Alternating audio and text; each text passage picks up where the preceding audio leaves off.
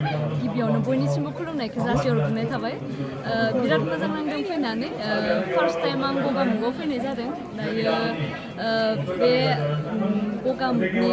जिथु माबा मा होनो बेखौ कमिटि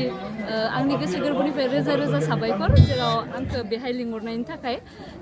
बिराद मोजां नांदों जायगायाव फैनानै गासिखौबो लोगो मोननानै गोदान फार्स्ट टाइम फैदों आङो बिराद मोजां नांदों आरो गगामुगनि हालामनि रायजो राजाफोरखौ आंनिफ्राय नोंथांखौ मोजां मोनग्रा अनसायगिरिफोरखौ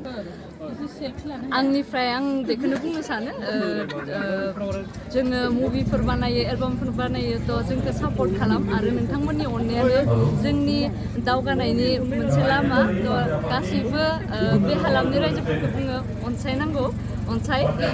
फैबाय थानाय समाव नोंथांखौ बर' सावथुन मुलुगाव आरो नुगोन नामा मा सावथुनाव नुगोन एबा सोलिबाय थानाय माबाफोर सोलिगासिनो दायोथ' बिदि फिक्स खालामनाय जायाखै बाट बिदि रायलायनाय जादों आरो दा फिक्स जाथ'वाखै आरो ओरैनो नोंथाङा आरो फैबाय थानाय समाव हमना ला सावथुननि अनगायैबो नोंथांखौ जों थांनाय बाराव थियेटार मुलुगाव नुनो मोनदों दा फैबाय थानाय समाव नुगोन नामा ओरैनो ना सावथुनाव नुबाय थागोन नोंथां दायो आङो सानथ'वाखै थियेटारनि बागै